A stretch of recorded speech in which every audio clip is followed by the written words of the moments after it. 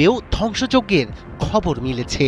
Israeli গণমাধ্যম জানিয়েছে সর্বশেষ ক্ষেপণাস্ত্র হামলায় একটি ভবন পুরোপুরি ধ্বংস হয়েছে এবং নির্দিষ্ট একটি সামরিক লক্ষ্যবস্তুতে সরাসরি আঘাত এনেছে ইরানি ক্ষেপণাস্ত্র। তবে হামলা শুধু ইসরায়েলে সীমাবদ্ধ নেই। ট্রু প্রমিস 4-এর তৃতীয়, চতুর্থ ও পঞ্চম ধাপে আইআরজিসি উপসাগরীয় অঞ্চলে মার্কিন ঘাঁটি ও সম্পদকে লক্ষ্যবস্তু করেছে।